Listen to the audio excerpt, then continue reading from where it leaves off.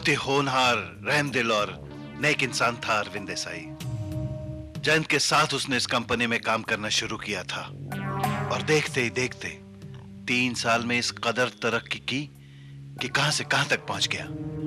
लेकिन यकीन नहीं होता कि अरविंद और किसी लड़की को धोखा दे सकता है। अब मुझे समझ में आया कि वो टैक्सी वाला हमें लेने रोज रोज वहां क्यों आता था।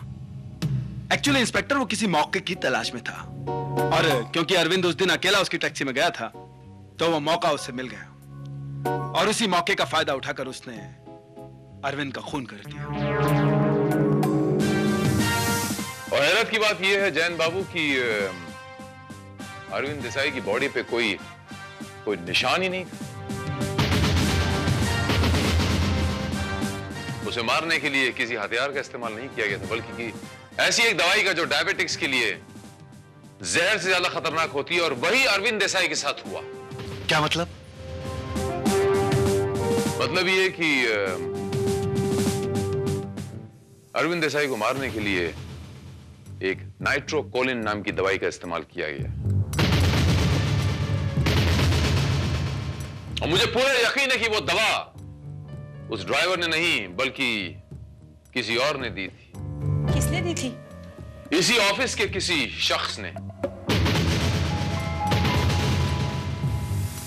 और वो दवा उसके शरीर में पहुंचाने के लिए कातिल ने एक बहुत ही अजीबोगरीब, बहुत ही अनोखा रास्ता इख्तियार किया। अनोखा रास्ता? मैं कुछ समझा नहीं। पोस्टमार्टम की रिपोर्ट ये कहती है कि कातिल के हाथ में एक छोटी सी खरोंच थी जिसके जरिए वो दवा कातिल के शरीर के अंदर पहुंचाई गई।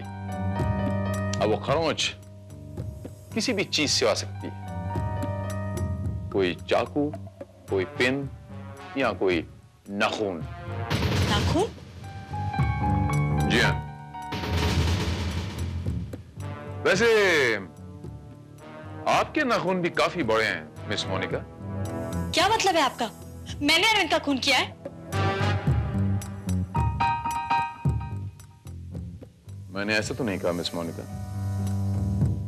आप तो खां घबरा गई। पुलिस वाला हूं, शक के दाने फेंक रहा था। मैंने कहा कि हो सकता है कातिल ने नाखून का इस्तेमाल किया हो सकता है। और यही नहीं,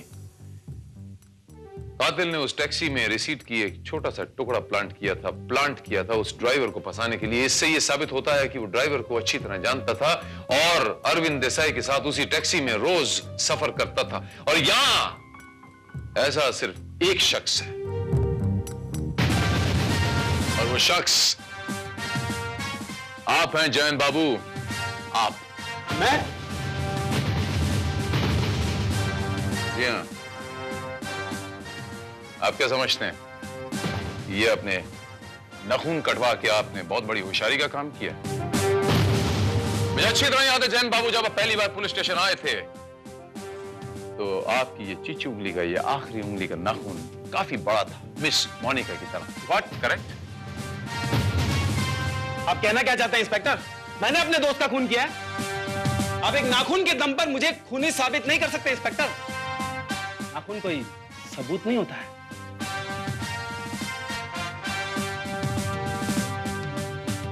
नाखून तो बहुत बड़ी चीज होती है जयंत बाबू।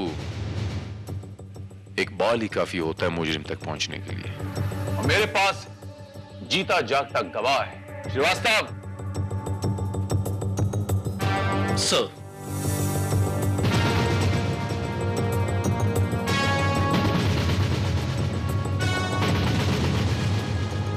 इंस्पेक्टर, यही महेश सावंत है।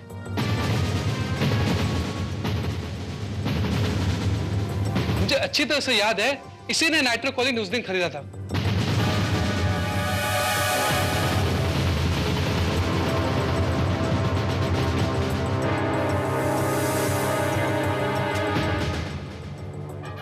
और कोई सबूत चाहिए जयंत बाबू? आपको अपना सबसे अच्छा दोस्त समझता था वो, और आपने उसके साथ गद्दारी की, जान ले लिया आपने उसके पीठ पे छुरा घोंप दिया। लानत है आप पर। छुरा मैंने नहीं, छुरा उसने घोंपा था मेरी पीठ पे इंस्पेक्टर। मैंने उसे इस कंपनी में नौकरी पे लगवाया था। और देखते ही देखते वो तरक्की की सीढ़ियां चढ़ता चला गया। और ये मुझसे कभी बर्दाश्त नहीं होता था इंस्पेक्टर। और जिस दिन मुझे पता चला कि उसे मेरी जगह ऑस्ट्रेलिया भेजा जा रहा है, उस दिन तो मेरा खून खौल गया इंस्पेक्टर। और मुझे लगने लगा कि उसकी मौत के सिवा मेरी तरक्की का कोई और रास्ता नहीं। और मैंने उसे अपने रास्ते से हटाने का फैसला कर लिया। एनीवे, अब पार्टी तो तू जब देगा तब देगा, पर मुबारकबाद तो तुझे अभी दे ही देनी चाहिए। कांग्रेचुलेशन। Thank you.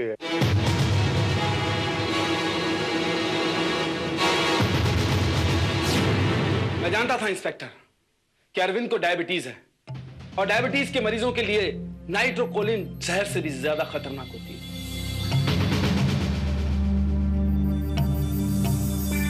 और उस दिन मुबारकबाद देने के बहाने वो जहर मैंने उसकी रगों में उतार दिया। वो तो मर गया इंस्पेक्टर, लेकिन मरते मरते वो मुझे बर्बाद कर गया। शायद मेरी किस्मत ही खराब थी। आपकी किस्मत के साथ साथ आपकी नीयत खराब थी जैन बाबू। जुर्म और चालाकी से अगर इंसान कामयाब हो जाता तो दुनिया का हर चालाक मुजरिम आज कामयाब होता। किसी बेगुनाह की लाश पे चढ़ के इंसान कामयाबी की चोटी पे कभी नहीं पहुंच सकता। मैं आपको अरविंद देसाई के कत्ल के जुर्म में गिरफ्तार करता हूं।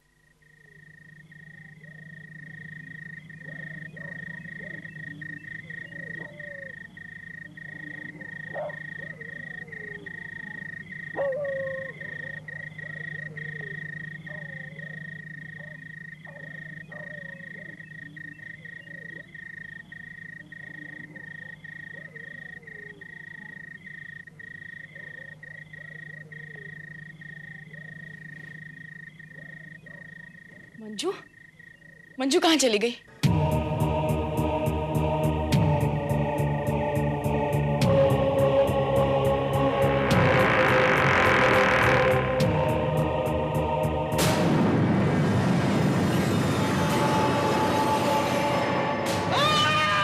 माँ, क्या हुआ माँ को?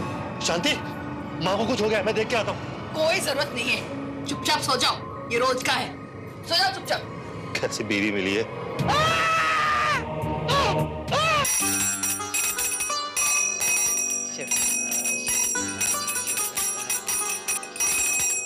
अरे भोला, कहाँ मर गया?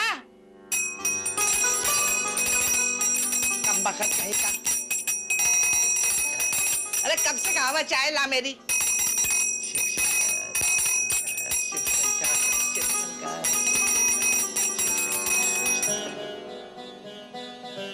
प्रणाम दादी माँ। पाँव छूने में तेरी नानी मरेगी क्या? प्रणाम दादी माँ। पाँव छू रही है या नाखून मार रही है? जानवरों की तरह नाखून बढ़ा के रखे हुए। मैं याद रखना, तेरी नाखून खाल से उखेड़ के फेंक दूंगी। काट आज इनको। और तू क्या मुंह देख रही है? थाली कौन लेगा? तेरी मरी हुई माँ। चल ले। ए भोला, लीजिए मालकिन चाय। हाँ रख देना यहाँ, रख दे। कप में चाय कौन डालेगा? मेरा मरा हुआ पति। चाय तो ऐसे दे रहा है जैसे मुझ पे एहसान कर रहा है। और मैंने तुझे कहा था दरोगा को बुला के ला, क्यों नहीं लाया? दरोगा? क्या हुआ दादी माँ?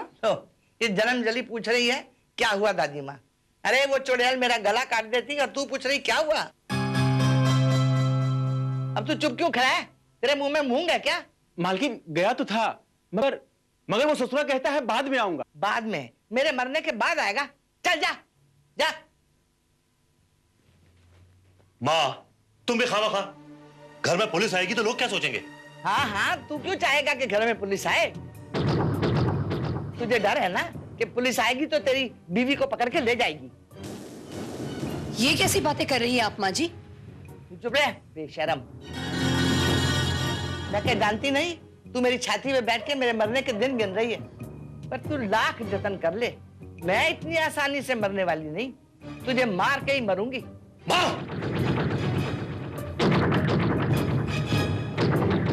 तुझे इतना बुरा लग रहा है ना, तो ले जा इसे। वैसे भी तू अपना हिस्सा ले चुका है। जब तूने इस कलमुही से शादी की। अब अपना हिस्सा उड़ाकर घर वापस आ गया है। जब तो बड़ी ऊंची ऊंची बातें करता था कि कभी घर वापस नहीं आऊंगा, अब किस मुंह से आया बेशरम? माँ जी, हम तो आपकी बीमारी की खबर सुनकर आए हैं। हाय हाय, कितना ख्याल है बेचारी को मेरा। लेकिन एक बात कान खोलकर सुन ले, मैं मर भी गई तो तुम्हें एक फूटी कौड़ी नहीं मिलेगी,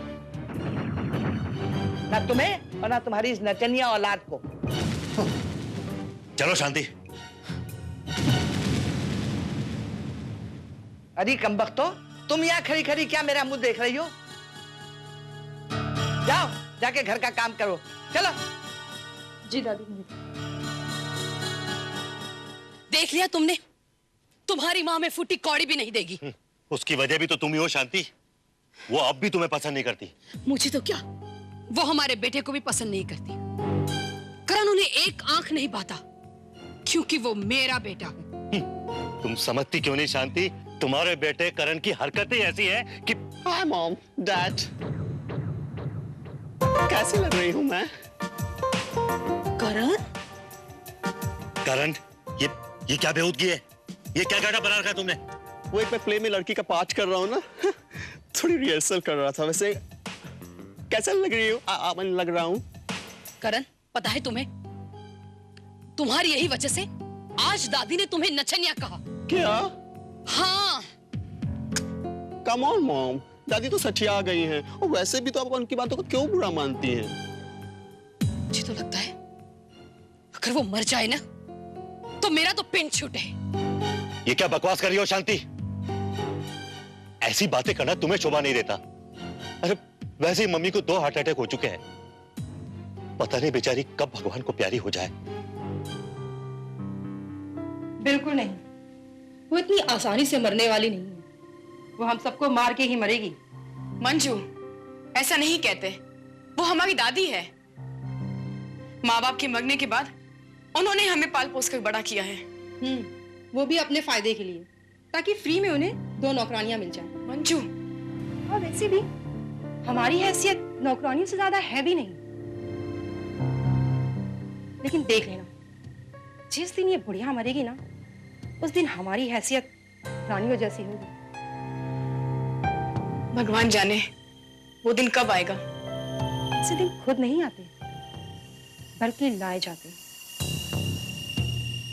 समझी?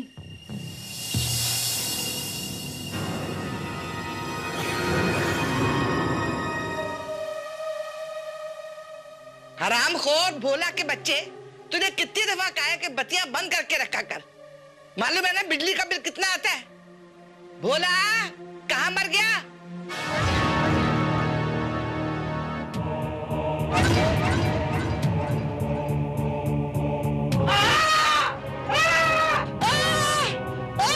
बचाओ, बचाओ, बचाओ, बचाओ। क्या हुआ दादी माँ? माँ क्या हुआ माँ?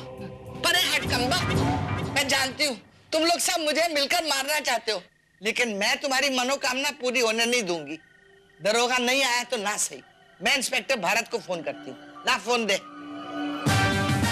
Inspector Bharat here. Hello Bharat बेटा, मैं लीलावती बोल रही हूँ। मेरे पति दिवारका दास के तुम्हारे पिताजी बहुत गहरे दोस्त थे।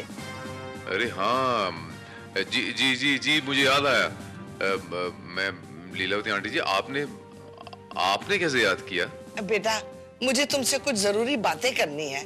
तुम क्या यहाँ मेरे पास पनवेल आ सकते हो? आप बुला रही हैं, मैं आ तो जाऊंगा, लेकिन आप बताइए ना कि बात क्या है। कुछ जरूरी बातें हैं बेटा, तुम आ जाओ तो अच्छा है। अच्छा ठीक है, मैं आ जाता हूँ। हाँ, जीते रहो। अब तुम लोगों को पता लगेगा, मैं एक एक की खाल उतरवा दूंगी, याद रखना। तुम सबको जेल भिजवा दूंगी।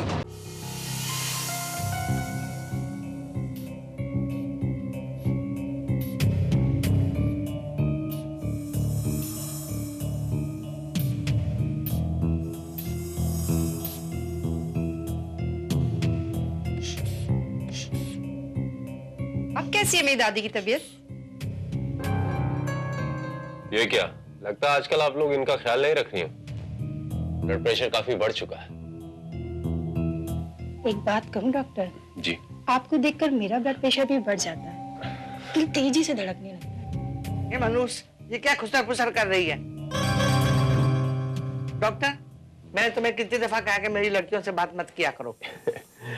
ये लीलावती जी, आप जरा भी अब टेंशन ना लीजिए। ये आपके टेंशन की वजह से आपका ब्लड प्रेशर इतना हाई हो चुका है, और अगर इसी तरह रहा तो एक दिन आपके लिए बहुत खतरनाक साबित हो सकता है।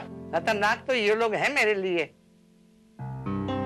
जो मेरे इर्द गिर्द मंडलाते रहते हैं, लेकिन इन्हें कुछ मिलेगा नहीं, हाथ मलते रह जाएंगे। फिलहाल अगर ऐसे ही आपका ब्लड प्रेशर रहा तो शाम तक मुझे आपको अस्पताल भर्ती करना पड़ेगा। कुछ दवाइयां लिख के दे रहा हूं, इसे आप प्लीज मंगवा लीजिएगा।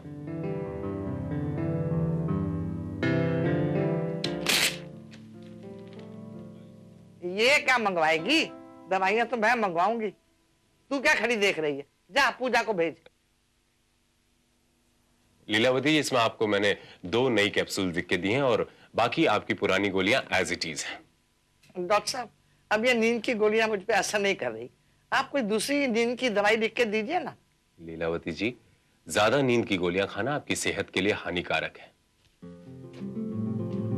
पूजा, ये डॉक्टर श्रीकांत ने दवाइयाँ लिख कर दी है, भोला को भेज के मंगवा लेना। जी ठीक है। और दादी ने ऊपर बुलाया। दादी ने बुलाया? क्यों? वो तो ऊपर जाके ही मालूम पड़ेगा। वेल, अगर आप फोर्स कर रही हैं तो आप एक के बजाय 2 गोलियां खा सकती हैं, लेकिन मजबूरी में। क्या हुआ दादी माँ, आपने मुझे बुलाया? ये क्या मुंह उठाए चली आई है? पराए मर्द के सामने चुन्नी नहीं दी जाती तुझसे? बोला को बोल मेरी दवाइयां लेके आए, और देख उसे हिसाब से पैसे देना, ये तो बीड़ियां फूकता हुआ जाएगा। जा।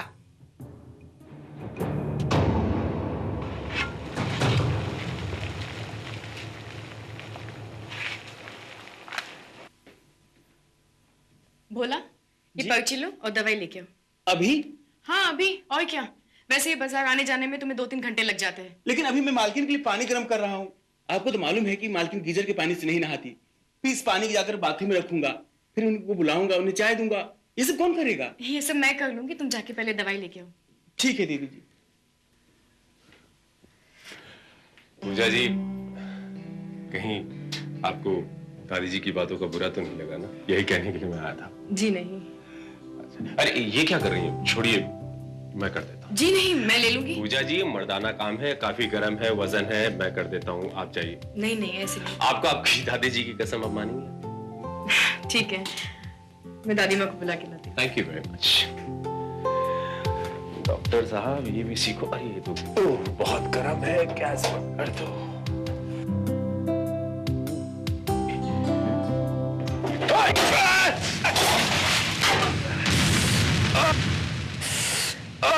क्या कर दिया तुमने?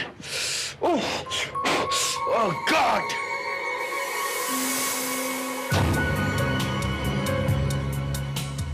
मैं कहती हूँ, जरूरत ही क्या थी दूसरे की आग में हाथ जलाने की? दूसरे के? मैडम, वो आपकी सगी बहन है, जिनकी वजह से हाथ जला है। तो क्या हुआ? आपसे ज्यादा मेरे लिए कोई नहीं है, कोई भी नहीं। सिर्फ आपको चाहती हूँ श्रीकांत, मैं आपको दिल से चाहती हूँ। मैडम, ये मत भूलिएगा कि अगर आपकी दादी अम्मा को ये बात पता चल गई तो हमारा इस घर में आना जाना बंद हो जाएगा।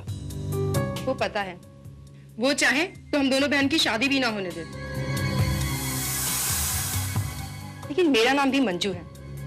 मैं जो चाहती हूँ वो हासिल करके ही रहती हूँ। और वैसे मैं आपको चाहती हूँ। रानी, डॉक्टर यहाँ बार बार क्यों आता है? और आता भी है तो दवाइयां देकर चलता क्यों नहीं बनता? यह रोकने की क्या जरूरत है? मुझे बिल्कुल भी पसंद नहीं।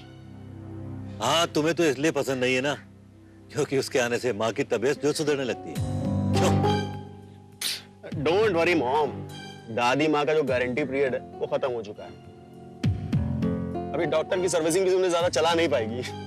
वैसे भी वो हमेशा डरती रहती है, किसी दिन झटका लगा तो। पता नहीं, वो झटका कब लगेगा? ये लीजिए मालकिन, आपके लिए दूध और आपकी दवा। मेरे सर पे रखेगा? रख दे वहां। तू क्या मेरे हाथों से दबा रही है? कामचोर को सर दबाना भी नहीं आता। जा। दादी माँ, याद करके नींद की गोली ले लेना और ध्यान रखिए, एक से ज्यादा गोली मत लेना। मुझे मत सिखा, मैंने डॉक्टर से पूछ लिया। जा, मुझे आराम करने दे।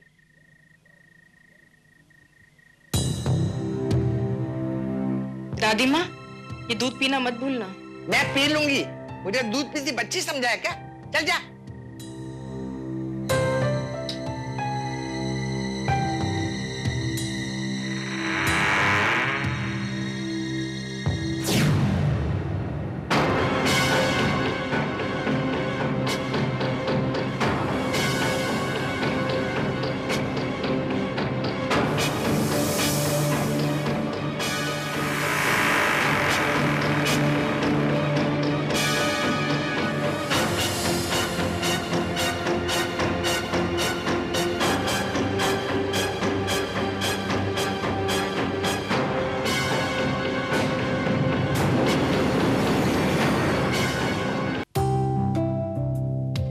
बोला मालकिन जाग गई क्या?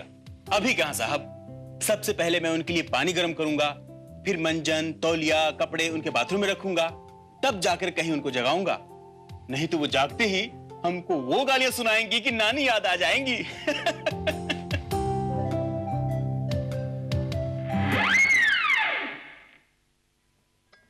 उठिए मालकिन, सुबह हो गई है। मैं आपके लिए चाय लेके आया हूं। मालकिन, मैंने आपके लिए पानी भी गर्म करके रख दिया है।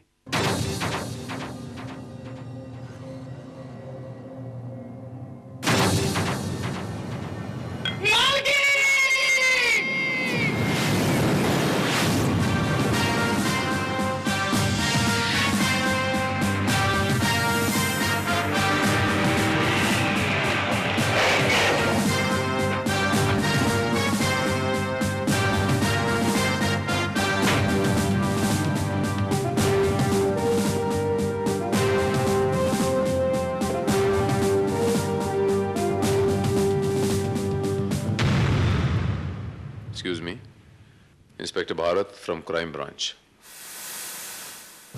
मुझे लीलावती जी ने यहां पर बुलाया है। उनका तो देहांत हो गया है। शी इज नो मोर।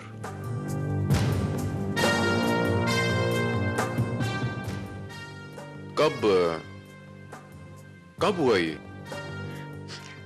पता नहीं, रात तक तो ठीक थे। सुबह जब भोला उठाने गया तो उसने देखा कि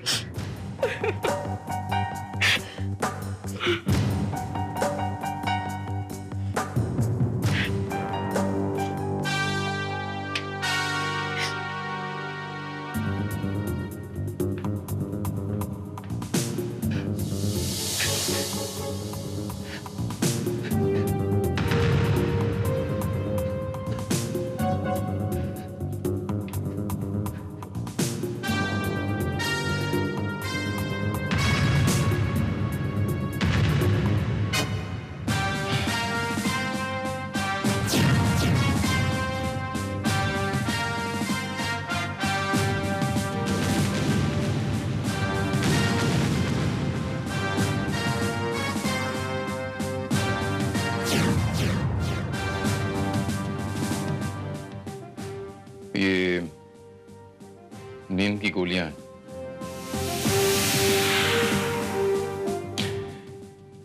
ये नींद की गोलियां लेती थी? हाँ, नींद न आने की शिकायत थी इनको। और अब देखिए ना, ऐसी गहरी नींद में सोई है कि अब कभी नहीं उठने वाली।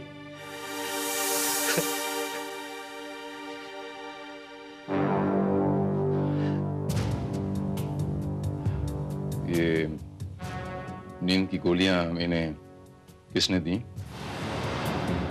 जी मैंने दी थी।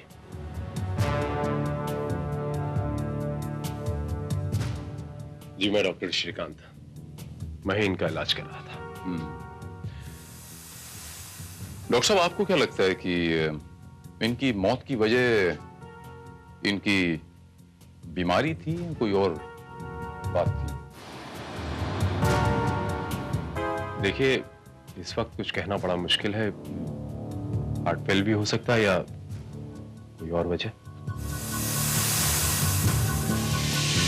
इन्होंने मुझे फोन किया था और फोन पे कुछ कहना चाह रही थी, और अब जब मैं यहां पर आया हूं तो अचानक ये इनकी मौत मुझे नेचुरल नहीं लग रही।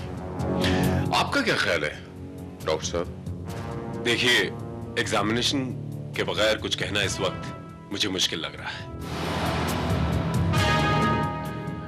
सो इन दैट केस मुझे लाश को पोस्टमार्टम के लिए लेके जाना पड़ेगा।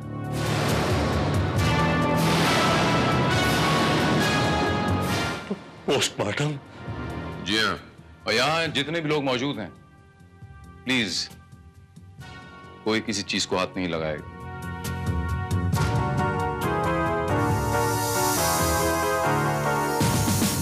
रसफ, अपनी पूरी टीम को लेके यहाँ पर आ जाओ। मुझे एम्बुलेंस भी चाहिए। लाश को पोस्टमार्टम के लिए लेके जाना। पता नोट करो। भाई और भाभी की एक्सीडेंट में डेथ होने के बाद मां के दिमाग पर बड़ा गहरा सदमा लगा था। उन्हें हमेशा ऐसा लगता था जैसे कोई औरत बड़ा सा खंजर लिए उन्हें मारने आ रही हो। औरत? जी हाँ, हमने उन्हें बहुत समझाया कि ये उनका वहम है, मगर वो हो सकता है कि ये उनका वहम ना हो और एक्चुअली कोई उन्हें डरा डरा कर मार देना चाहता हो। सर, इस घर में दादी से सब लोग परेशान जरूर थे, लेकिन इस हद तक तो कोई नहीं जा सकता। हो सकता है शायद इसीलिए उन्होंने मुझे फोन किया और वो मुझसे कुछ कहना चाह रही हो, क्योंकि उन्हें डर होगा कि कोई उन्हें मार देना चाहता है। शायद इसीलिए उन्हें नींद ना आने की बीमारी हो गई थी। मैंने उन्हें नींद की गोलियां भी प्रिस्क्राइब की और सेम टाइम उन्हें वार्न भी किया था कि अगर उन्होंने ये गोलियां ज्यादा ली तो उनके सेहत के लिए ये हानिकारक साबित हो सकती है। लेकिन उस वार्निंग के बावजूद वो कुछ ज्यादा गोलियां खाने लगी थी। कल ही नई शीशी मंगवानी पड़ी थी। हाँ, उन्होंने खुद भी कहा था कि अब दवाइयां असर नहीं करती, तो शायद उन्होंने ज्यादा गोलियां ले ली। और आमतौर पे गोली दवाई उन्हें आप देती थी, तब तो वो नींद की गोलियां भी आप ही देती होंगी? जी नहीं, रात को जब उन्हें नींद नहीं आती थी तो वो खुद ही बोतल खोल के दवाइयां ले लेती थी। वो जो नई शीशी थी वहां पर पड़ी हुई, वो आप ही ने खोली थी? जी नहीं, मैंने नहीं दी। शायद भोला ने दे दी हो। नहीं साहब, हमने शीशी ज्यों की त्यों ला के रख दी थी। उस समय पूजा बिटिया भी यही थी। बोला उस समय दादी माँ के पास कोई आया था क्या, उन्हें कुछ देने या फिर उनकी सेवा करने? किसकी मती मारे के साहब जो यहाँ आता। मालकिन पूजा बिटिया के अलावा अपने पास किसी को फटकने देती ही नहीं थी। ऐसी खरी खोटी सुनाती थी कि आग लग जाए।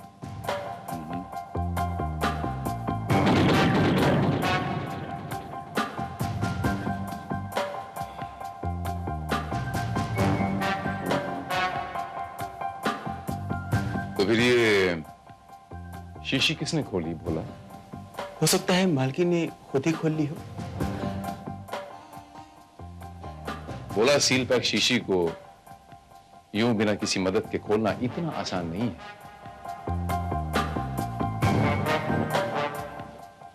सर, शीशी का ढक्कन हमें बेड के नीचे से मिल गया है।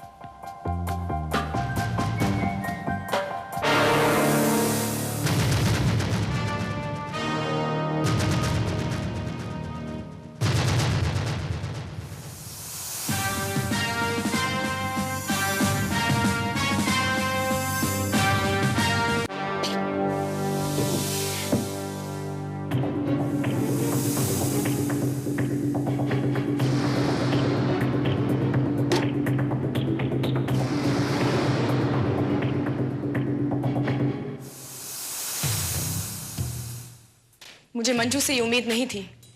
क्या मतलब? कल रात मंजू अपने कमरे में नहीं थी।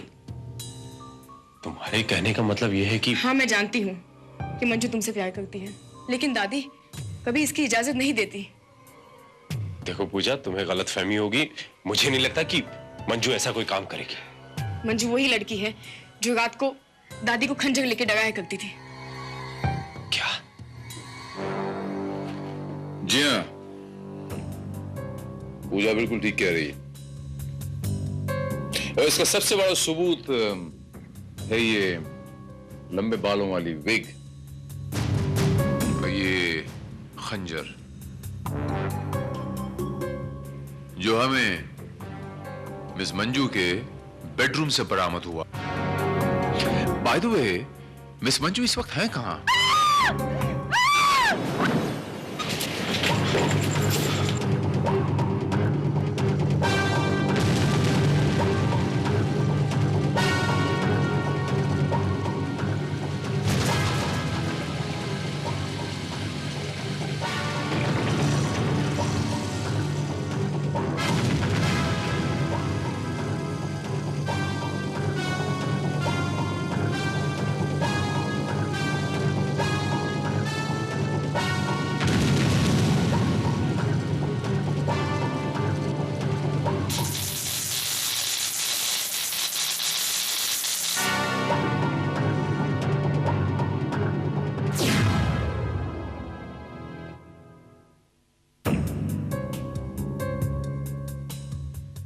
शीज ओके, बेहोशी है, कुछ ही देर में होश आ जाएगा।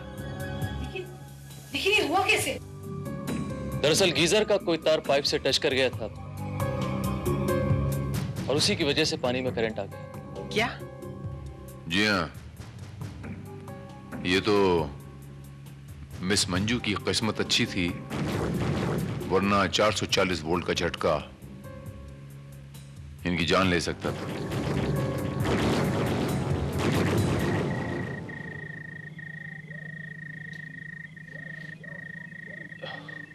मैंने तो सोचा था कि मैं आज ही घर वापस चला जाऊंगा, लेकिन मंजू के हादसे के बाद पता नहीं, मैं जा नहीं सका।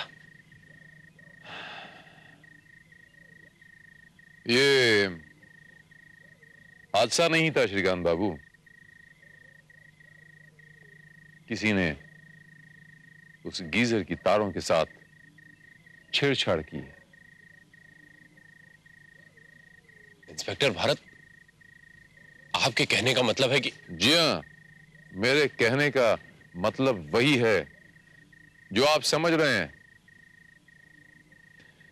किसी ने मिस मंजू को मारने की कोशिश की है और अब मुझे यकीन हो चला है कि लीलावती जी का खून ही हुआ था। Oh my God!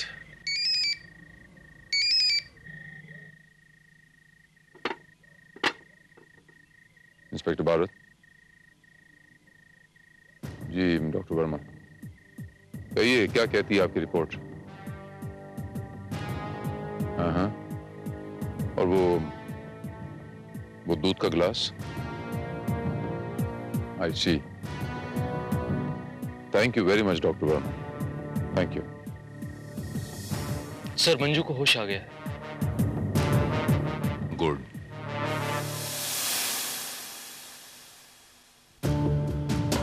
हाँ, लीलावती जी की मौत और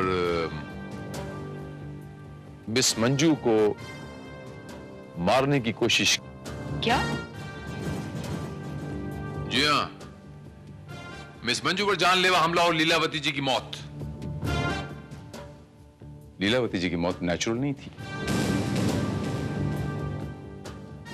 स्लीपिंग पिल्स की ओवरडोज दे के उन्हें मारा गया था। It's a clear cut case of murder. मगर ये आप कैसे कह सकते? बात दरअसल ये है अनिरुद्ध बाबू की लीलावती जी यानी दादी माँ के बगल में जो वो दूध का ग्लास बचा हुआ मिला था, उसमें वो स्लीपिंग पिल्स की कुछ गोलियों के अंश बचे हुए थे, उसकी मात्रा कुछ ज्यादा थी।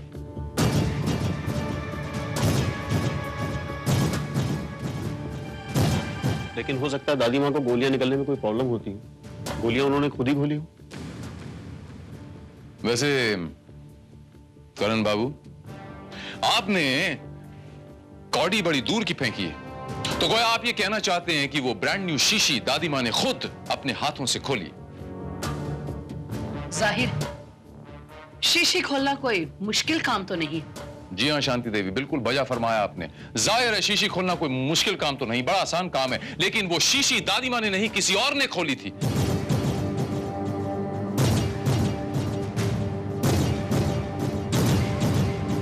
अब मुझे पूरा यकीन है कि जिस किसी ने भी उस शीशी का ढक्कन खोला है, उसके फिंगरप्रिंट्स यहां मौजूद आप लोगों में से किसी एक के हैं।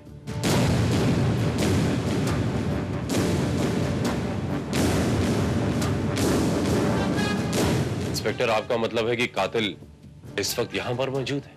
जी हाँ, और अब यहां पर मौजूद हर एक शख्स को वैसी ही एक शीशी खोलनी पड़ेगी ताकि बरामद किए गए ढक्कन के साथ आप लोगों के फिंगरप्रिंट्स मैच किए जाएं।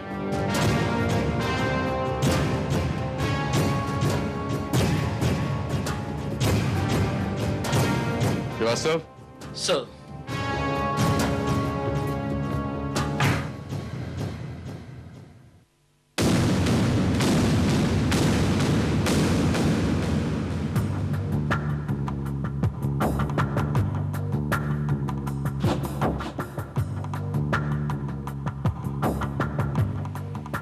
अनिरुद्ध बाबू,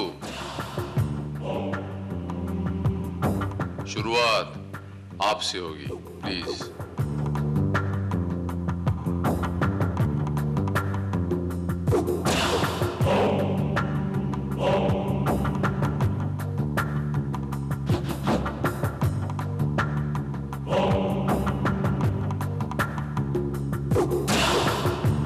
थैंक यू, यू मे गो।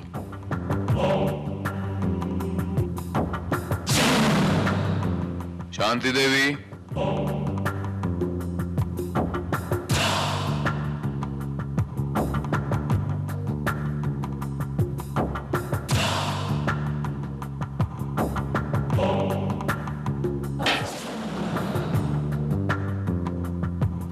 साड़ी से नहीं, हाथों से। 2 उंगलियां, 1 अंगूठा, राइट हैंड।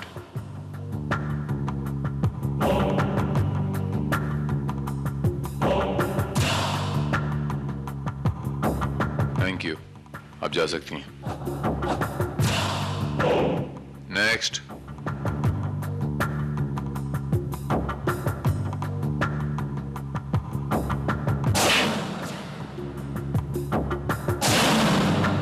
बाएं हाथ से नहीं, दाहिने हाथ से।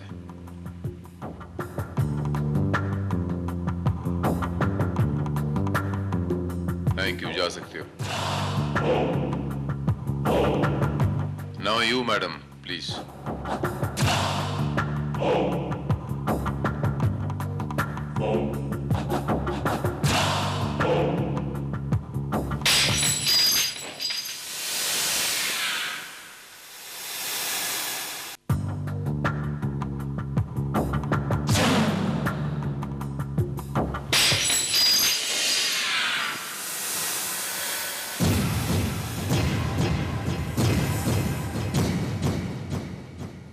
Sorry inspector,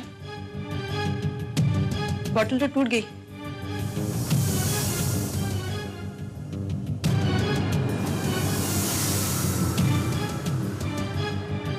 no problem miss Manju, bottle टूट गई तो क्या हुआ? बॉटल का ढक्कन तो सलामत है। हमें तो सिर्फ फिंगरप्रिंट से मतलब है। अभी आप अपनी 2 उंगलियों से और 1 अंगूठे से यूं ढक्कन उठाकर बाहर रखेंगे, please.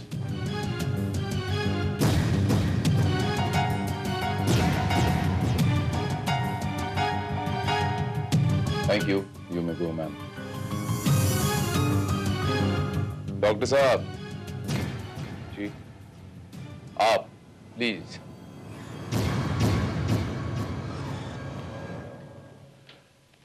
I can't do it inspector, मेरी राइट हैंड की उंगलियां जली हुई हैं।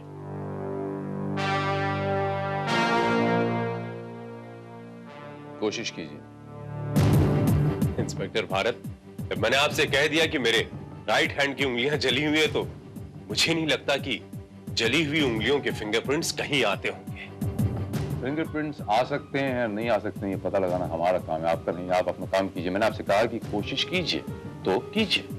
इंस्पेक्टर, मैं नहीं खोल सकता इस हाथ से, ये जली हुई उंगलियां हैं। और मैंने आपसे कहा कि आप खोल सकते हैं, कोशिश तो कर सकते हैं, बोतल तो आपको खोलनी पड़ेगी। पुलिस इन्वेस्टिगेशन में आपको हमें कोऑपरेट करना पड़ेगा। Now please don't waste my time, do it. अभी आप जबरदस्ती कर रहे हैं तो लीजिए।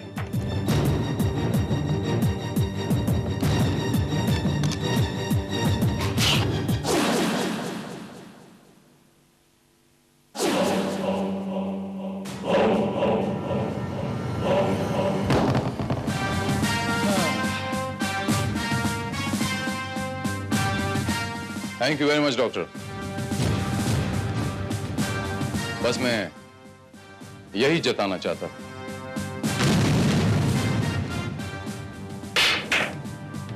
ढक्कन हमें दादी मां के कमरे से बरामद हुआ है, उस पर उंगलियों के नहीं बल्कि दांतों के निशान थे।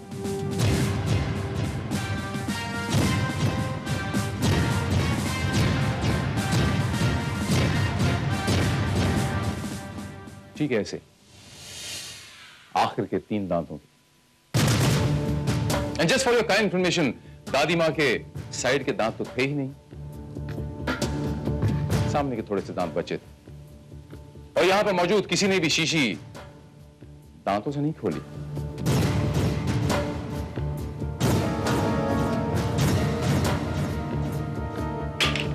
इसके मायने क्या हुए आपको समझाना पड़ेगा।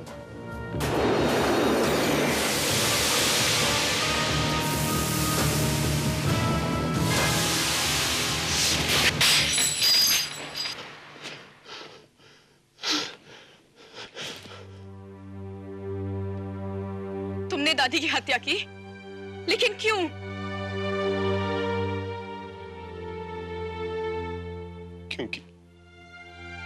क्योंकि मैं अमीर बनना चाहता था।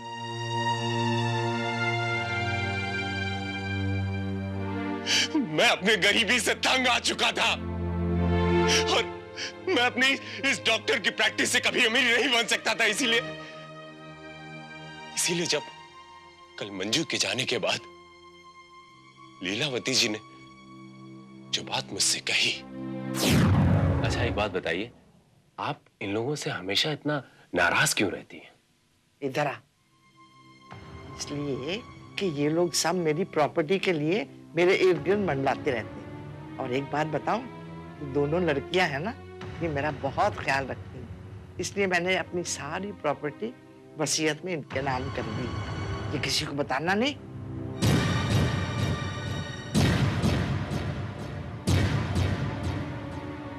मेरा यकीन मानिए, ये बात मैं किसी को नहीं बताऊंगा।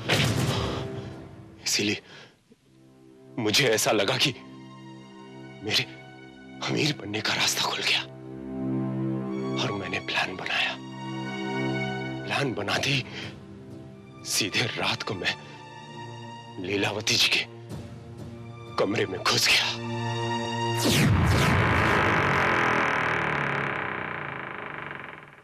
कौन है?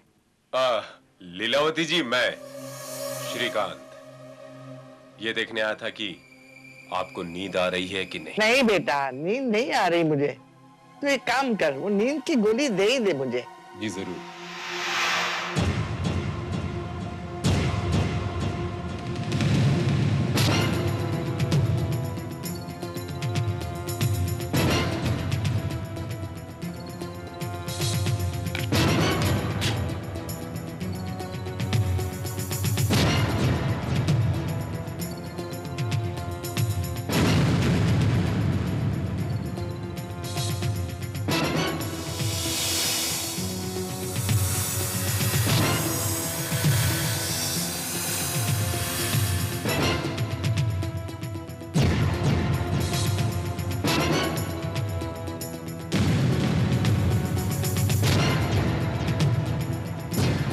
मुझे भी आपको बहुत सुकून की नींद आ जाएगी, इत्मीनान से सो जाओगी।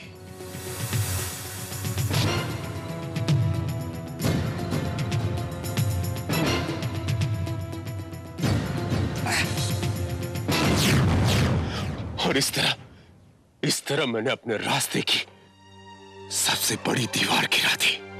लेकिन तुमने मुझे मारने की कोशिश की। मैं तो तुम्हें चाहती थी।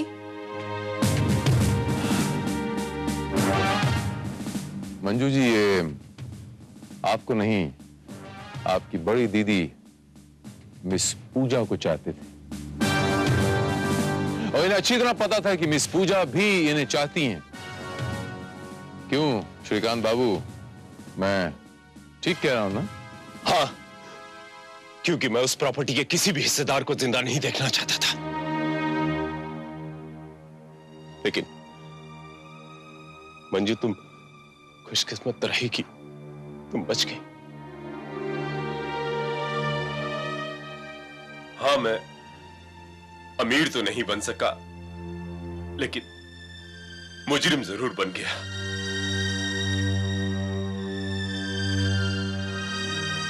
पूजा, हो सके तो मुझे माफ कर देना। श्रीकांत बाबू, डॉक्टर्स को लोग एक मसीहा समझते हैं। वो लोगों को जान देते हैं, उनकी जान लेते नहीं। लेकिन आपने तो किसी की जान ले ली।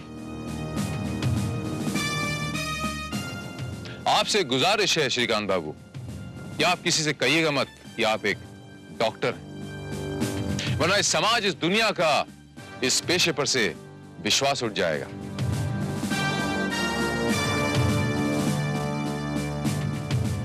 मैं आपको लीलावती के कत्ल के जुर्म में गिरफ्तार करता हूं। वाह, मुझे तो यकीन नहीं आता कि इतने कम पैसों में हमें 20 साइट पर इतना बड़ा बंगला मिल गया, और वो भी पूरे फर्नीचर के साथ। ये तो कमाल है। मुझे लगता है कि अब पापा मम्मी को यहाँ बुला लेना चाहिए। ओहो, अभी आज ही तो आए हैं, बुला लेना। थोड़े दिन मुझे भी शांति से रहने दो।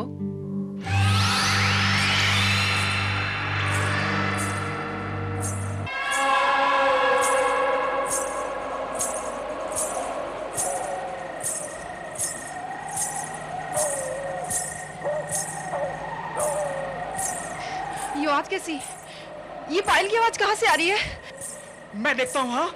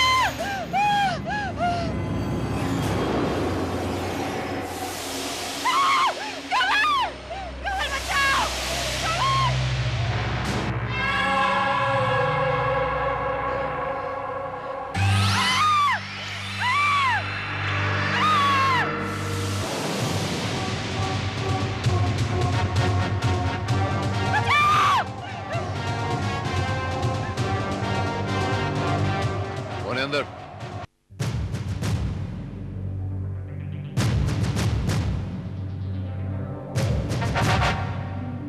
इंस्पेक्टर भारत, हमें लगता है ये हवेली भूतिया है।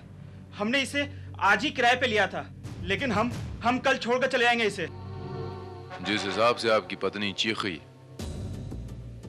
ऐसा जान पड़ता है जैसे इन्होंने कोई ऐसी चीज देख ली है जिससे इनके दिलो दिमाग पे बहुत गहरा असर पड़ा है। मेरा भी यही ख्याल है कि इसने ऐसे कुछ भूत प्रेत देख लिए हैं जिससे ये अपने होश हवास खो बैठी है। मैं भूत प्रेत में यकीन नहीं रखता। इस हवेली में दूसरा ही कोई चक्कर है। वो चक्कर क्या है मैं ये जानकर ही चैन लूंगा। इस हवेली का मालिक कौन है? जी मैं हूं यहाँ का मालिक। खादिम को वेद प्रकाश शर्मा कहते हैं। कर्नल रंजीत, मेजर बलवान। हेलो हेलो, फरमाइए मैं क्या खिदमत कर सकता हूं? हमें आपकी हवेली किराए पे चाहिए। अरे वाह वाह, बड़ी सुंदर हवेली है और किराया भी बहुत कम। हवेली पसंद आनी चाहिए, किराया नो प्रॉब्लम। वो तो जरूर आएगी। Advance. Very good, thank you thank you. अरे पाठक साहब, इन्हें हवेली दिखा दीजिए। जी सर। आपकी तारीफ। ये हमारे मैनेजर हैं मिस्टर पाठक। Hi dad. क्या बात है डैड, आज तो बड़े स्मार्ट लग रहे। इन्हें जब पैसों की जरूरत होती है तो मैं बड़ा स्मार्ट लगने लगता हूँ। By the way colonel, meet my daughter Arundhati. Very sweet daughter. कैसी हो बेटा? और ये है कर्नल रंजीत और इनके साथ है मेजर बलवान। मेजर बलवान। अब ये हवेली में रहेंगे। ओह, तो ऐसा कहिए ना कि आज के दिन ये लोग वहां रहेंगे। What do you mean? नहीं नहीं, मजाक कर रही है, मजाक कर रही है। सिर्फ मजाक ही कर रही है ना? अरे भाई पाठक साहब, इन्हें हवेली दिखाइए ना। Excuse me. आइए सर।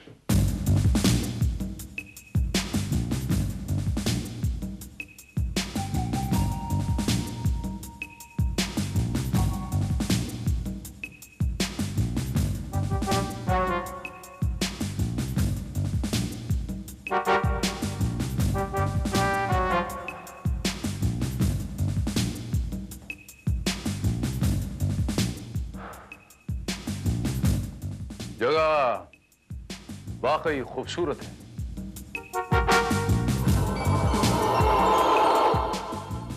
यस कर्नल, और यहाँ की तमाम पेंटिंग्स भी बहुत खूबसूरत हैं।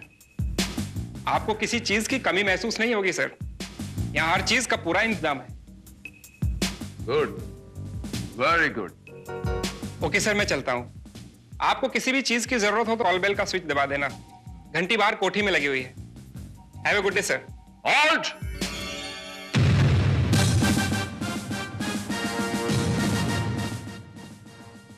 हमें ऐसा लगता है जैसे हमने आपको पहले भी कहीं देखा है। इससे पहले कहां काम करते थे जवान? काफी जगह काम किया है सर। एक दो आर्मी ऑफिसर्स के यहाँ भी काम किया है। हो सकता है आपने वहीं देखा हो। क्या नाम बताया आपने अपना? पाठक, सुरेंद्र मोहन पाठक सर।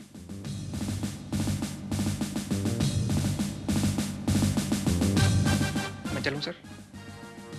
कोई शक? Thank you sir.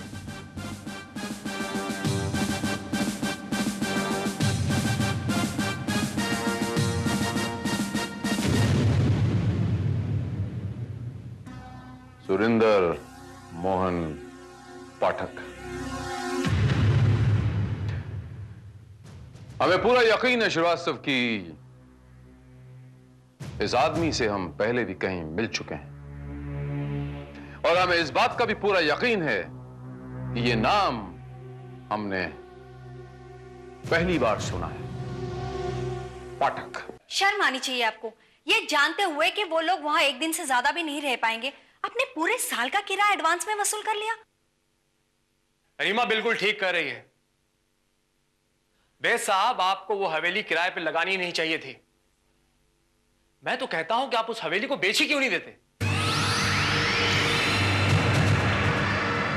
वो मेरी पुश्तैनी हवेली है, मैं उसे कैसे बेच सकता हूं? अच्छा, वहां ऐसा कौन सा खजाना दफन है? भूत ही तो रहते हैं वहां।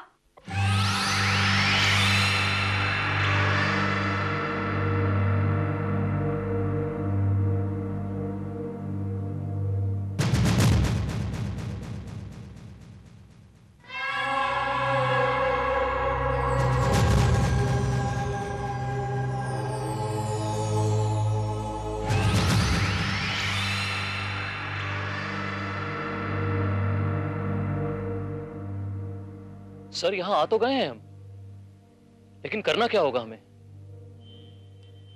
इंतजार मेजर, भूतों से मुलाकात का इंतजार।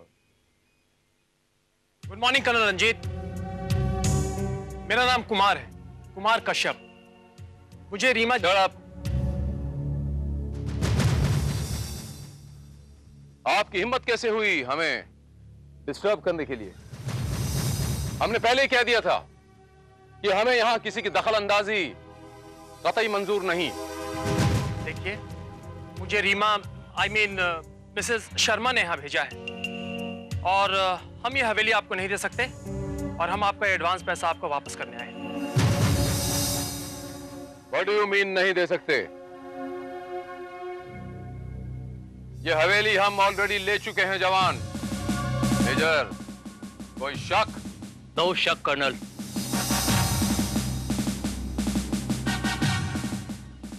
कर्नल साहब, आप समझने की कोशिश क्यों नहीं करते? ये हम अपने फायदे के लिए नहीं, आपके फायदे के लिए कह रहे हैं। ये जगह ठीक नहीं है।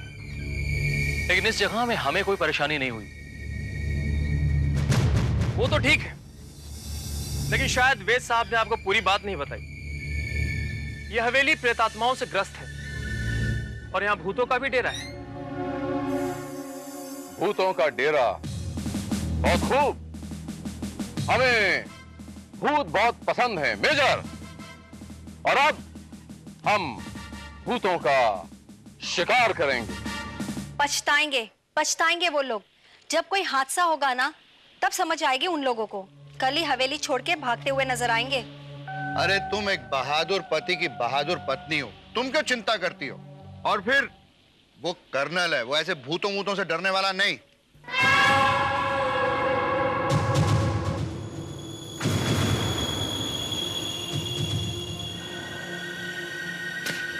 हाय मनोज, तुम्हें कितनी बार कहा है कि दीवार फलांकर मत आया करो। क्या करूं डार्लिंग, तुमसे मिलने के लिए दिल इतना बेचैन था कि मजबूरन मुझे आना ही पड़ा। मगर किसी ने देख लिया तो? मैं तो चाहता हूँ लोग देखें, दुनिया जाने, क्योंकि तुम्हारे अंदर इतनी हिम्मत तो है नहीं कि तुम घर वालों को मेरे बारे में बता सको। क्या बताऊं मैं उनको? ये कि मैं जिससे प्यार करती हूँ उसके पास एक छोटी मोटी नौकरी तक नहीं है। और ये सुनकर मेरी मम्मी क्या कहेंगी? क्या कहेंगी? यही कहेंगी ना कि मैंने तुम्हारे डैडी की दौलत हड़पने के लिए तुमसे प्यार किया। उनका भी यही कहना है, और अब वो चाहती हैं कि उनके किसी दूर के रिश्तेदार कुमार के साथ मेरी शादी हो जाए, ताकि जायदाद उनके ही कब्जे में रहे। क्या बात कर रही हो? क्या तुम्हारे डैडी भी यही चाहते हैं? नहीं, लेकिन तुमको तो पता है कि मेरी मम्मी के आगे डैडी की एक नहीं चलती। लेकिन तुम्हारी मम्मी के मना करने के बावजूद भी तुम्हारे डैडी हवेली को तो भाड़े पर चढ़ा दिया ना। हवेली भाड़े पे देने से क्या होता है? देख लेना, ये किराएदार भी अब एक रात का मेहमान होगा।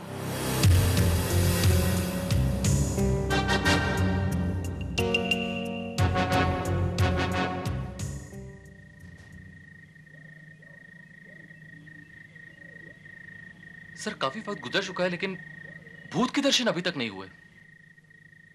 वो ऐसा है श्रीवास्तव कि भूत अक्सर आधी रात के बाद पेट्रोलिंग पे निकलते हैं, और अभी आधी रात होने में 2 मिनट बाकी हैं। सर, ये लाइट को क्या हुआ? खामोश, मैं देखता हूं।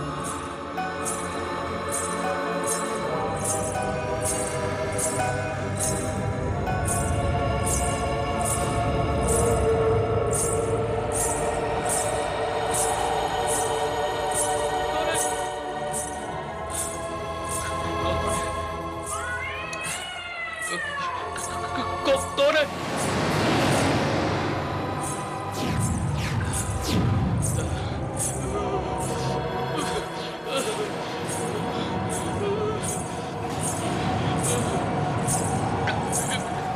कौन है?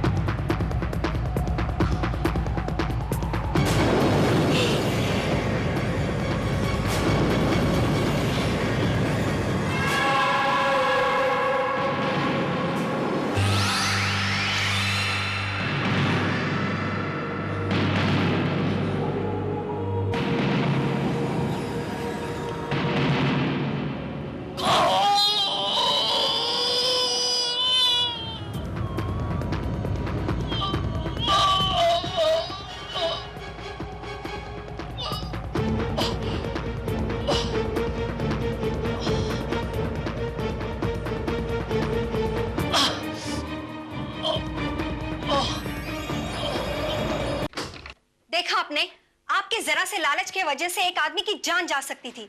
आपने जानबूझ के उनको मौत के मुंह में ढकेला है।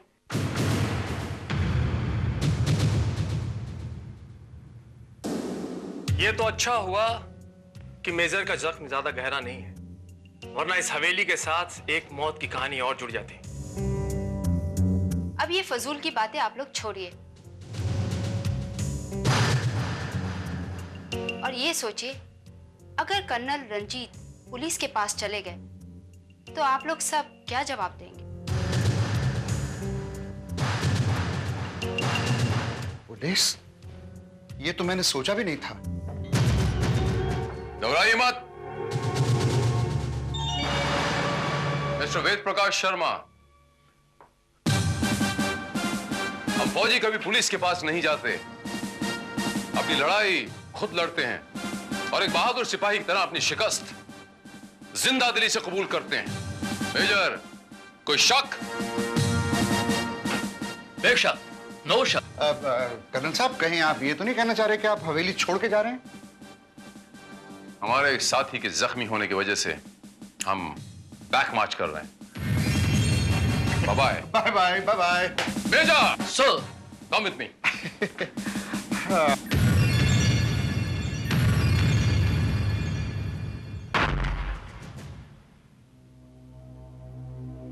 सर क्या वाकई ये काम हम लोग आधा छोड़ के ही जाएंगे?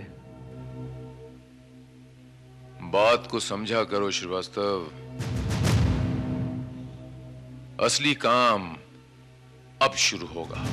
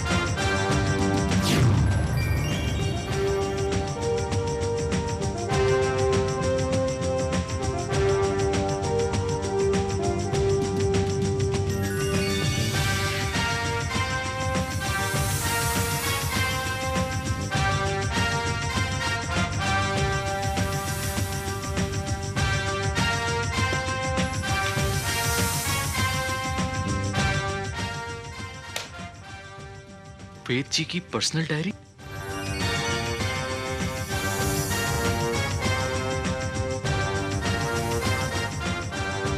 ये डोर बेल का स्विच यहां पर? सर ये स्विच, ऐसे स्विच या तो अक्सर बेड के पास हुआ करते हैं या फिर एसटीडीज में।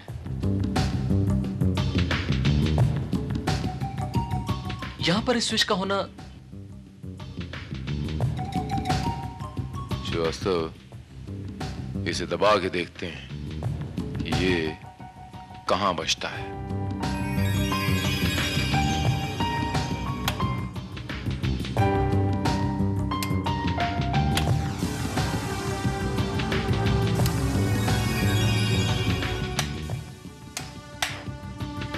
कोई आवाज सुनाई दी?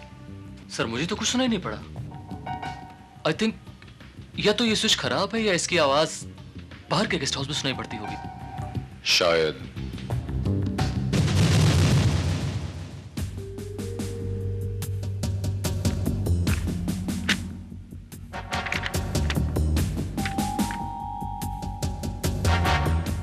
मैंने प्रकाश भारती को रख लिया है।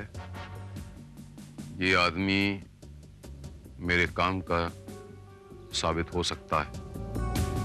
मैंने प्रकाश भारती श्रीवास्तव, ये नाम मैंने पहले कभी सुना है। हो सकता है सर कि ये नाम आपने पहले कभी सुना हो, अक्सर ऐसा होता भी है। और देखिए, उस दिन जब आप पाठक से मिले थे तब भी आपको डाउट हुआ था कि आप उस आदमी को पहचानते हैं, मगर सुरेंद्र मोहन पाठक और प्रकाश भारती एक ही शख्स के दो इलेहदा नाम हैं श्रीवास्तव। लेकिन ये भारती और पाठक हैं कौन, ये अभी तक मैं पता नहीं लग पाया। एक नॉन क्रिमिनल है श्रीवास्तव, सजायाफ्ता मुजरिम, असेंबल गन्स को तोड़ मरोड़ के एक नई गन बनाने का बादशाह। इस चीज में माहिर आदमी है ये। लेकिन ये माहिर आदमी यहां पर क्या कर रहा है? इसका यहां पर क्या काम है? सर, ये भी हो सकता है कि भूतों का सारा चक्कर इस आदमी का ही चलाया हुआ हो। नहीं श्रीवास्तव, इस सारी गेम के पीछे कोई और है श्रीवास्तव।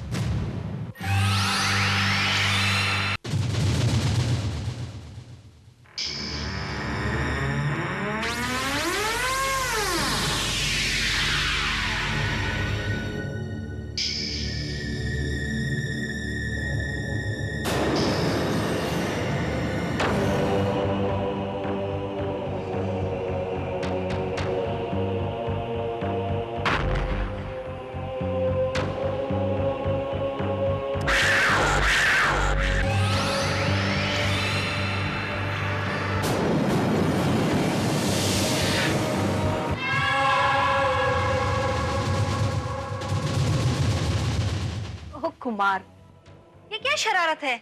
तुम तो मुझे ही डराने चले आए।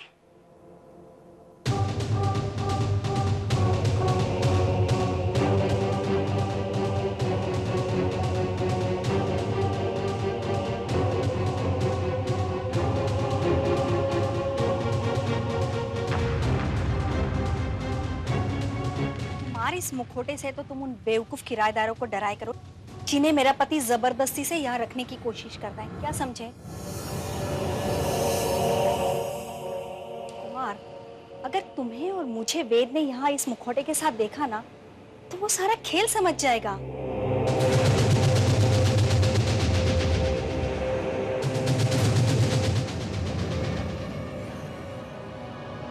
क्या बात है, तुम बोल क्यों नहीं रहे हो?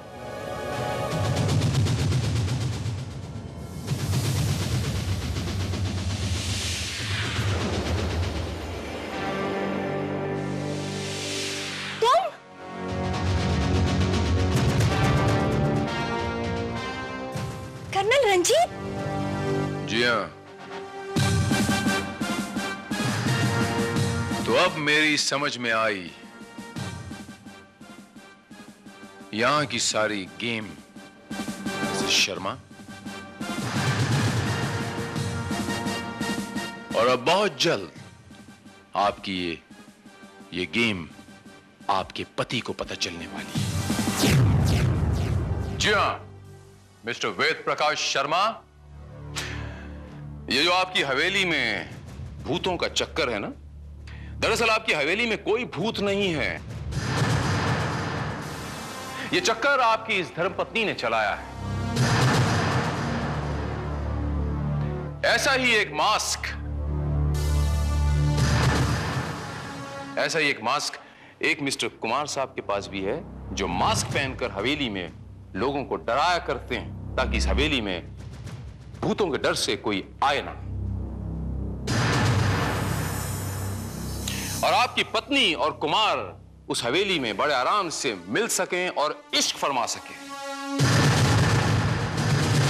वो हवेली इन दोनों के लिए एक अय्याशी का अड्डा है, मीटिंग पॉइंट है। ये सब बकवास है, झूठ है ये सब। हाँ, अगर ये बकवास है तो फिर ये क्या है?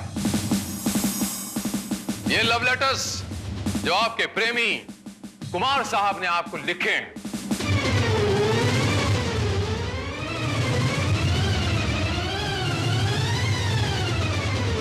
है कोई जवाब इसका आपके पास?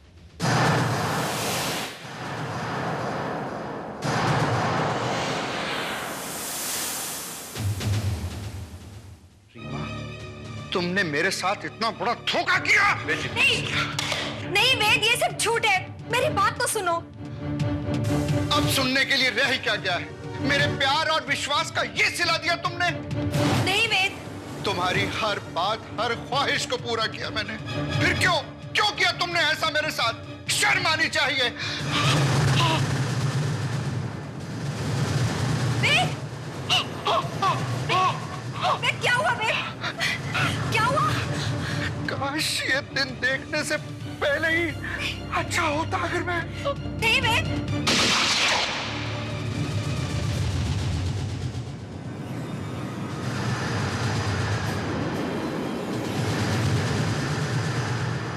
रीमा! रीमा! फाटक देखो, उधर कोई है। रीमा! रीमा!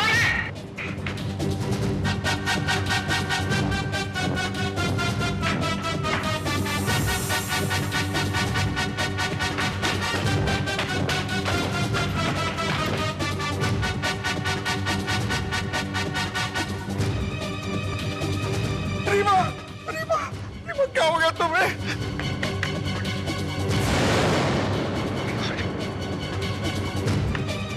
वो नीचे कूद गया कर्नल। उसे पकड़ने की कोशिश की, लेकिन उससे पहले ही वो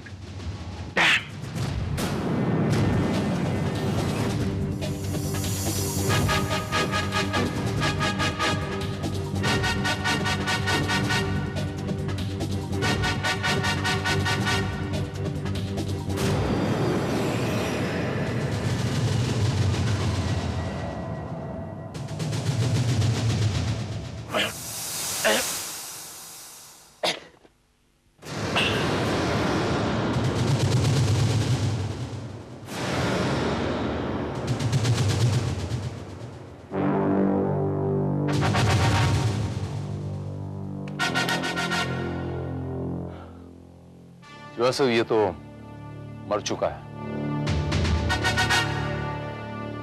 इन दोनों लाशों को पोस्टमार्टम के लिए भिजवाने का बंदोबस्त करो Srivastava. Right sir. But colonel, postmortem करवाना तो पुलिस का काम होता है, और आप तो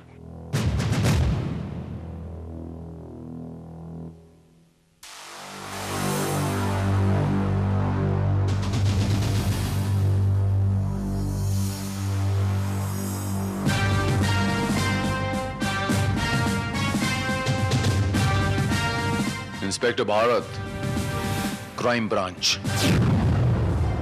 इंस्पेक्टर भारत?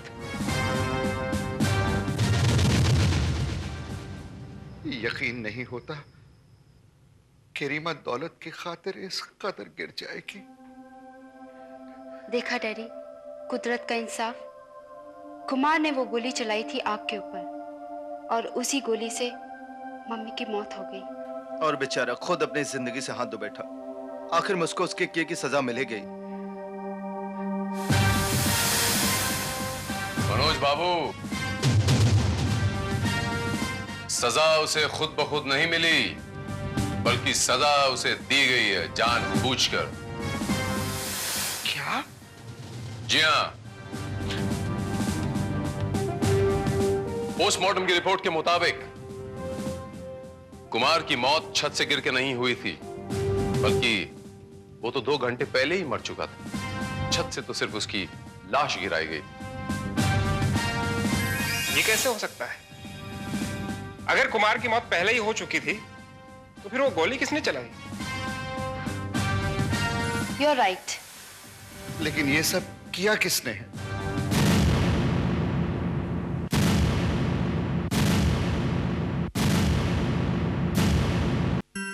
लेकिन ये सब किया किसने है? आपने।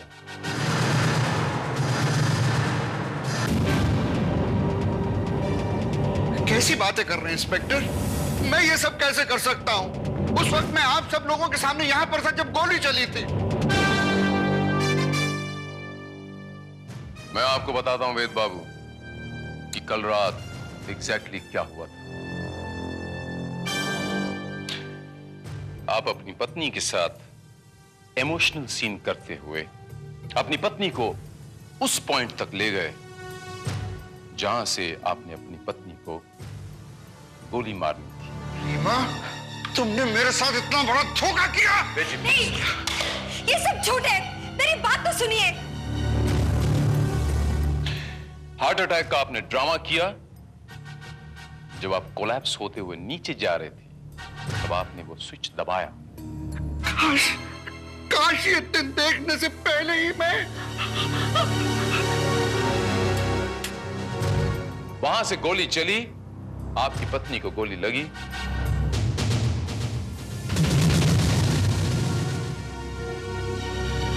आप चिल्लाए। पाठक दौड़ के टेरेस की तरफ गया।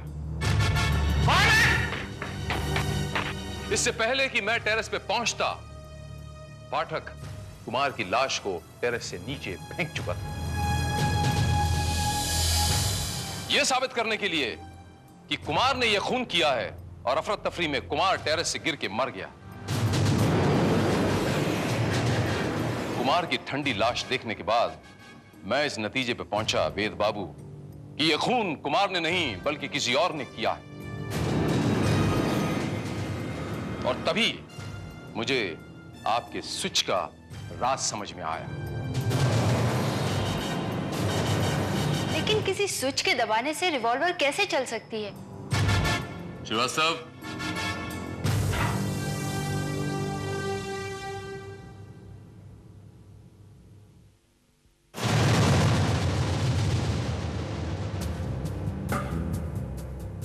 ये वो जगह है जहां मिसेस शर्मा खड़ी थी। मिसेस शर्मा आपकी दूसरी मम्मी, और यह है वो स्विच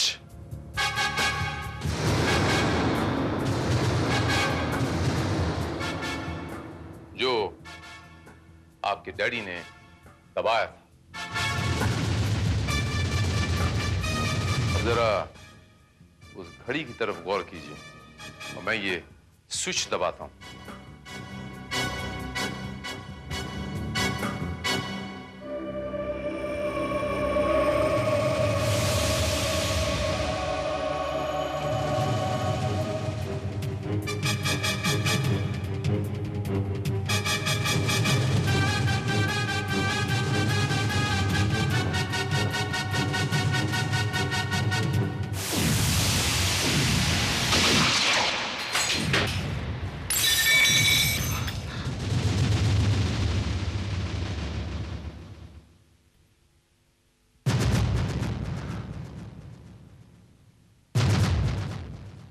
ये वेद बाबू, अब भी आप मुझसे कुछ सुनना चाहते हैं या खुद कुछ कहेंगे?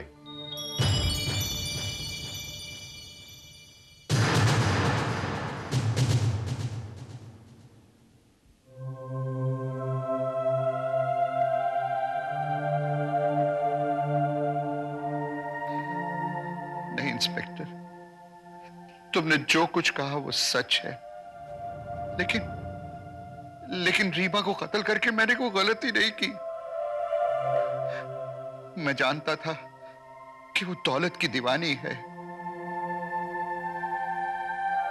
लेकिन दौलत के लिए इतनी गिर जाएगी ये नहीं जानता था।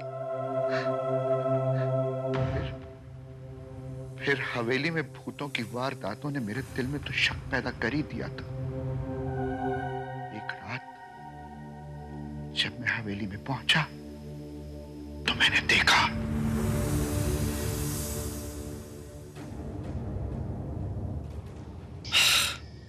अरे यार, तेरा पति भी अजीब पागल है। हम बार बार किराएदारों को भगा देते हैं और वो हर बार नए किराएदार ले आता है। क्या फर्क पड़ता है, कुछ ही दिनों की तो बात है। पहले ही 3 हार्ट अटैक हो चुके हैं, गारंटी तो कब की खत्म हो चुकी है। और वैसे मैंने उसे साफ साफ कह दिया है कि अरुंधति की शादी होगी तो सिर्फ कुमार से, यानी तुमसे। तुम तो जानते हो कि वो मुझे मना कर ही नहीं सकता। वाह, क्या आइडिया है। इस बुढ़े के मरने के बाद हम अरुंधति को भी खत्म कर देंगे और फिर सारी दौलत हमारी होगी। बेवफाई में शायद बर्दाश्त कर भी लेता, लेकिन अपने साथ साथ उसे जब मेरी बेटी को भी, तो उसी दिन मैंने फैसला कर लिया कि मैं इससे अपना पीछा छुड़ा लूंगा। उसीलिए मैंने प्रकाश को यहां बुला लिया। डैड, आपने ये सब कुछ मेरे लिए किया? नहीं बेटा, ये तो मैंने अपनी गलतियों को सुधारने के लिए किया। मगर